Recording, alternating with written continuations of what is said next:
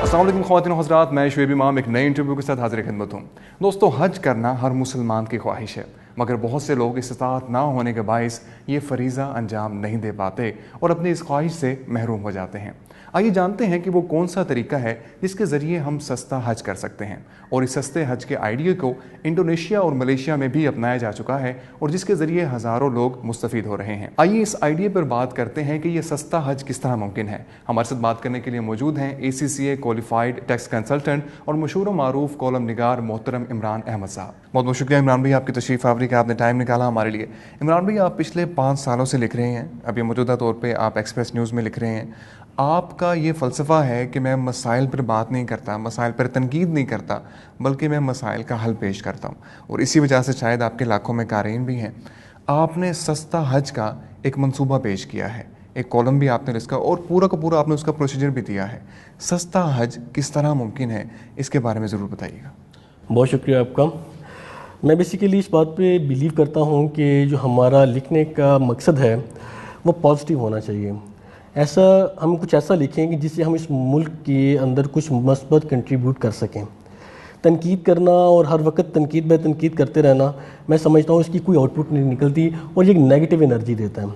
तो चूँकि मैं सोल्यूशन बेस्ड चीज़ों पे बिलीव करता हूँ, तो मेरी 90% कॉलम्स जो हैं वो सोल्यूशन बेस्ड हैं। मैं लिखता हूँ, मसाइल की निशानदही करता हूँ, फिर उनका सोल्यूशन भी देता हूँ। ये मेरा पैशन है। तो बेसिकली जो आपने जिक्र किया, वैसे तो मैंने सैकड़ों कॉलम्स लिखे हैं जिनमें सॉल्यूशंस दिए हैं, लेकिन पाकिस्तान में इस वक्त आम आदमी का जो मसला है वो हज बना हुआ है।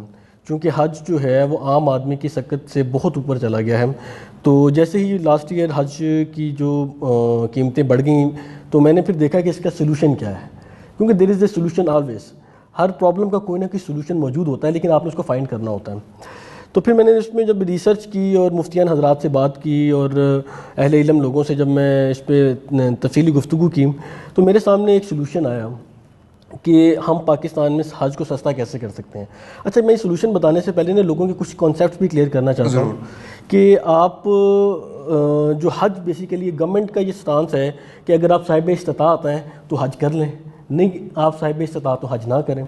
ये बिल्कुल ठीक है, रियासत बिल्कुल ठीक कह रही है, लेकिन रियासत को ये जिम्मेदारी तो उठानी चाहिए ना कि आम आदमी को साहिब इस्तात रियासत ने ही करना है। बिल्कुल ठीक। अब साहिब इस्तात से मतलब ये है कि वो शख्स जिसके पास हज के एक्सपेंसेस मौजूद हैं, जो ट्रैवल कर सकता है, हज एक्सपेंसेस बियर कर सकता है, वो साहिब इस्तात है। अब देखिए, एक आम आदमी जो साहिब इस्तात है, वो इसका मतलब है कि 5 से 5.5 लाख रुपया अगर उसके पास मौजूद है हज करने के लिए, तो वो साहिब इस्तात है। अब पाकिस्तान में जो लोग हज करना चाहते हैं वो बेसिकली आमतौर पर वज़ारत मज़हबी अमूर ने जो भी निज़ाम बनाया हुआ है, पैसे जमा करवाते हैं, वो बैंक्स में जमा होते हैं, वो उस पर सूद वूद लेते हैं। तो मैं समझता हूँ कि ये जो निज़ाम है ये बहुत ही ज़्यादा इनफेक्टिव है। अगर हज को सस्ता करना है तो उसका एक सलूशन मौजूद है। वो सलूशन ये है कि आम आदमी को साहिब इस्तात किया जाए। आम आदमी को हज के लिए साहिब इस्तात कैसे किया जाए? दुनिया में सस्ता हज करने का जो मंसूबा कामयाबी से चल रहा है वो मलेशिया में चल रहा है। मलेशिया के अलावा इंडोनेशिया और मालदीव में भी ये चल रहा है और इंतहाई कामयाबी से चल रहा है। उसमें जो इस वक्त मलेशिया में प्रोग्राम चल रहा है उसका नाम है तबूंग हाजी प्रोग्राम। तबूंग हाजी प्रोग्राम को थोड़ा सा समझ लें और फिर हम पाकिस्तान में इसको किस तरह से इम्प्लीमेंट करना है उसकी तरफ आते हैं। तबूंग हाजी में बेसिकली ये होता है कि आम आदमी जो भी हज करना चाहता है वो तबूंग हाजी के तहत एक अकाउंट ओपन करवाता है फ्री ऑफ कॉस्ट, किसी भी बैंक में, किसी भी TH अकाउंट में, पोस्ट ऑफिस में पूरा उन्होंने एक नेटवर्क बिछाया हुआ है। कोई भी अगर वहाँ पर अकाउंट खुलवाना चाहता है तो वो जाकर अपना अकाउंट फ्री ऑफ कॉस्ट खुलवा सकता है। सरकार ने ये किया हुआ है मलेशिया की कि अगर आप उसमें पैसे जमा करवा देते हैं, जितनी भी आपकी सकत है, उसको एक इस्लामी शरई बोर्ड बनाया हुआ उन्होंने, वो पैसा इस्लामी शरई बोर्ड के ज़रिए हलाल प्रोजेक्ट्स में इन्वेस्ट करते हैं। बेसिकली मलेशिया की जो आवाम थी उनकी डिमांड ये थी कि हम हलाल प्रोजेक्ट्स के ज़रिए, हलाल आमदन के ज़रिए हज करना चाहते हैं, सूद के निज़ाम के ज़रिए हम हज नहीं करना चाहते। ज़ाहिर पता सूद के पैसों से कैसे हज हो सकता है, ये दिस इज़ वेरी अंडरस्टूड। तो जब उन्होंने इस प्रोग्राम को वर्किंग की, इंट्रोड्यूस करवाया, मलेशिया के एक प्रोफेसर थे, उनका ये आइडिया था और 1963 में उन्होंने बाकायदा इस प्रोजेक्ट को शुरू किया।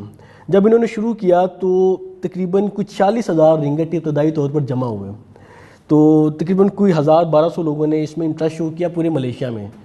لیکن جب لوگوں نے اس میں پیسے جمع کروائے اور اسلامی شرعی بورڈ نے ان پیسوں کو حلال پروجیکٹس میں انویسٹ کیا, نہ صرف ملیشیا میں بلکہ پوری دنیا کے حلال پروجیکٹس میں. مثال کے طور پر ایگریکلچر, لینڈ, بلڈنگس اور جتنے بھی حلال پروجیکٹس جو کہ ہماری شریعت ہمیں اجازت دیتی ہے, ایک اس میں تمام بیوروکریٹس بیٹھے, فائنانس کے لوگ بیٹھے, منسٹری کے لوگ بیٹھے, مفتیان حضرات بیٹھے وہاں کے, اور انہوں نے ایک سسٹم ڈیزائن کیا جس کے ذریعے ان پیسوں کو حلال پروجیکٹس میں انویسٹ کیا جاتا تھا. اب وہ جیسے ہی ان کو انویسٹ کیا گیا ان پر پروفٹ آنا شروع ہو گیا. لیکن جب ریاست, ذہن میں رکھیے گا کہ جب ریاست انویسٹ کرتی ہے نا تو اس میں لاس کے چانسز بہت کم ہوتے ہیں.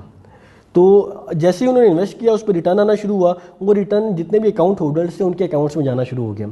جیسے ہی اگر کسی نے مثال کے طور پر 10 روپے جمع کروائے ہیں یا 10 رنگٹ جمع کروائے ہیں اور حج کے جو ایکسپینسز ہیں وہ 20 یا 25 رنگٹ بنتے ہیں, فار ایگزامپل آپ کو بتا رہا ہوں, تو جیسے ہی اس کے اکاؤنٹ میں 20 یا 25 رنگٹ کا پروفٹ مارک اپ آ چکا تھا, وہ صاحب استطاعت ہو گیا. گورنمنٹ نے کہا جا کے حج کر کے ہیں. یہ ان کا ابتدائی پروجیکٹ تھا. یہ پروجیکٹ اتنا کامیاب ہوا ملیشیا میں کہ اس وقت جو تابونگ حاجی پروگرام ہے وہ اس میں 72 ارب رنگٹ جمع ہو چکے ہیں. زبردست. اور تقریباً ملیشیا کے تمام لوگ اس پروجیکٹ کے ساتھ ایسوسیٹ ہیں. اور اس میں سب سے بڑا فائدہ یہ ہوا کہ جب انہوں نے یہ انویسٹ کیا, یہ چونکہ وقت کے ساتھ ساتھ پاپولر ہوتا گیا اور جیسے ہی لوگوں کو پروفٹس آنا شروع ہوئے, لوگوں نے حج کرنا شروع کیا, تو لوگوں کو یقین ہو گیا کہ واقعی یہ پروجیکٹ کام کر رہا ہے. اس میں اب جن لوگوں کا پروفٹ زیادہ ہو جاتا تھا, یعنی کہ ایسا بھی ہوا ہے کہ تابونگ حاجی کے تحت جن لوگوں نے انویسٹ کیا ہوا تھا ان کے پروفٹ سے ان کے حج ایکسپینسز زیادہ ہو گیا, تو انہوں نے کیا کیا ہے کہ حج ایکسپینسز کر کے جب وہ حج سے واپس آئے تو باقی پیسے ان کو ٹرانسفر کر دیے کہ یہ آپ کے پیسے ہیں. ٹھیک. اب پرابلم یہ آئی کہ جن لوگوں کے مثال کے طور پر کم پیسے ہیں اور وہ لوگ حج نہیں کر سکتے, ان کے پروفٹ جمع ہوتے ہوتے ٹائم لگ رہا ہے, تو اس کے لیے بھی ایک سولوشن ہے. اس کے لیے گورنمنٹ تو سبسیڈائز کرتی ہے, وہاں پر گورنمنٹ سبسیڈائز کرتی ہے کیونکہ امیر گورنمنٹ ہے, کر سکتی ہے, کرنے کو تو ہم بھی خیر کر سکتے ہیں, لیکن ملیشیا میں گورنمنٹ سبسیڈائز کرتی ہے. اور اگر سبسیڈائز نہ بھی کرے تو ایک ایسا سسٹم بنایا ہوا ہے کہ جو لوگ صاحب استطاعت نہیں ہوتے ان کو by other means amount provide کر کے صاحب استطاعت کیا جاتا ہے اور وہ پھر وہ حج کرتے ہیں. بالکل ٹھیک. اچھا, اب ہم یہ تو ہو گیا ملیشیا کا تابونگ حاجی پروگرام, میں نے جو سمری آپ کو بتا دی اس کی. اب ہم یہ دیکھنا چاہتے ہیں کہ پاکستان میں یہ کیسے ہو سکتا ہے. بالکل ٹھیک. ہمارا جو ریلیونٹ ہے وہ تو پاکستان ہے کہ پاکستان کے لوگ اس سے کیسے فائدہ اٹھا سکتے ہیں.